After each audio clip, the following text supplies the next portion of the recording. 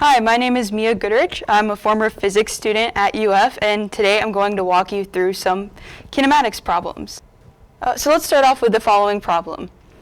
Quicksilver is sitting at a park bench when the Flash rushes past him at 500 meters per second. At the moment Flash passes Quicksilver, Flash begins to accelerate at a constant rate of a/2 meters per second squared.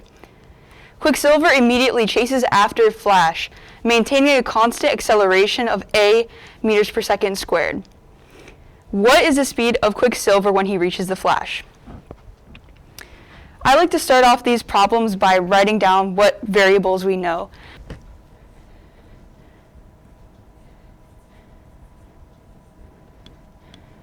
So for the Flash, we know that his initial velocity is equal to 500 meters per second at the instant that he passes Quicksilver. So we'll make time 0, or the initial starting point of the problem, the moment when the Flash is passing Quicksilver at the bench.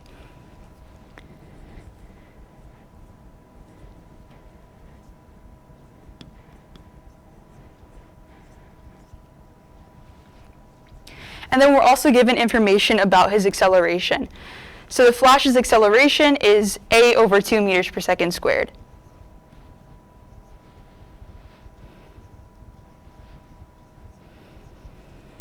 Now let's do Quicksilver.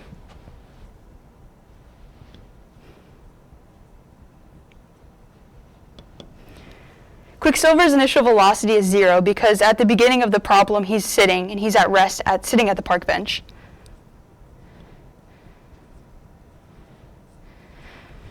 And his acceleration as soon as he begins to take off is a meters per second squared.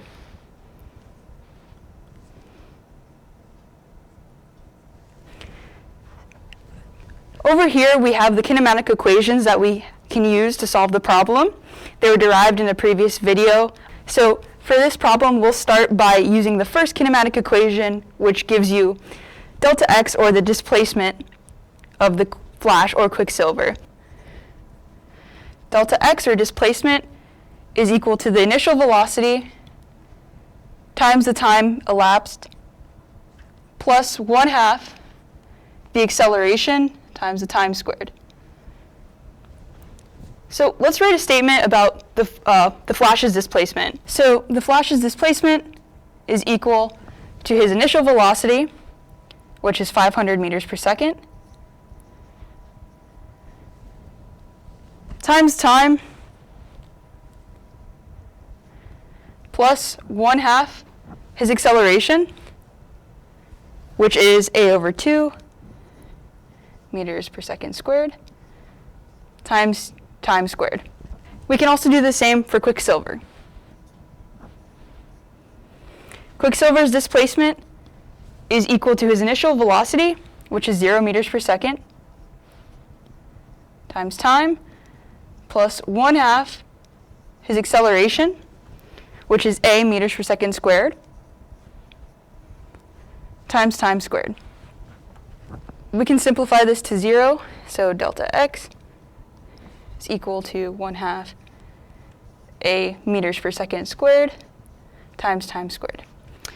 So we can assume that the displacement of Quicksilver will be equal to the displacement of the Flash at the moment that Quicksilver catches the Flash. So what we can do is set these two displacement equations equal to each other. Once we've done that, we can then solve for time. That time will be the amount of time that it takes for Quicksilver to catch the Flash. We can call the amount of time elapsed t1. Once we've solved for t1, we can then see what Quicksilver's velocity is at that instant, or t1. So let's go ahead and set these equations equal to each other. So we have the Flash's displacement, 500t, plus 1/2 a/2 t squared is equal to the Quicksilver's displacement, 1/2 a t squared. Okay, let's try to simplify this a little bit. So 500t plus a/4t squared equals 1/2 a t squared. And what I did here is multiply 1/2 times a/2. You might have noticed that I dropped the units. I'm doing this to make the problem a little bit more readable, but always remember to include units in your problems. Now let's keep solving the problem. So we can subtract a over 4t squared from both sides of the equation.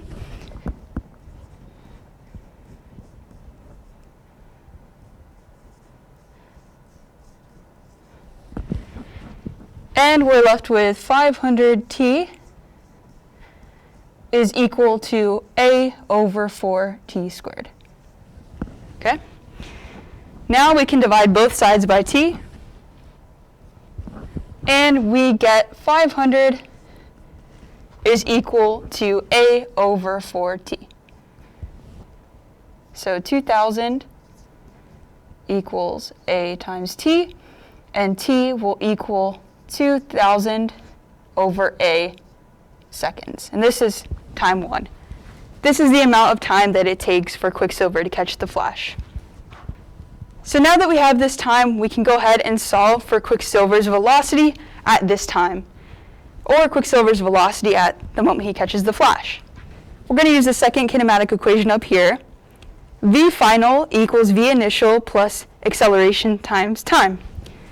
So let's go ahead and use it. So Vf is equal to V initial plus acceleration times time. We want to solve for Vf, or the velocity of Quicksilver at the moment he catches the Flash. We know Quicksilver's initial velocity is 0 meters per second, because we wrote it down here, and it's because he's at rest when the problem starts, or at time 0.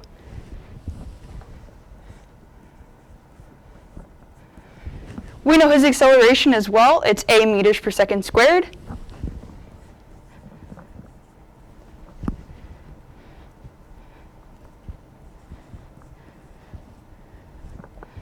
Times time, or t1 in this case.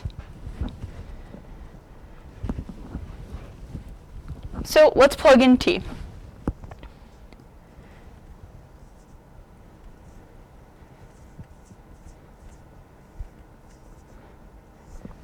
Here we go.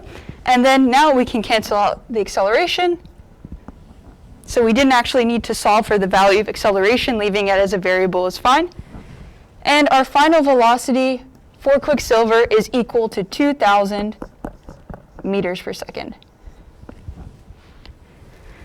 So this final velocity makes sense because we know Quicksilver is very fast in comic books and movies, so that checks out. So there we have it. Our final velocity is 2000 meters per second.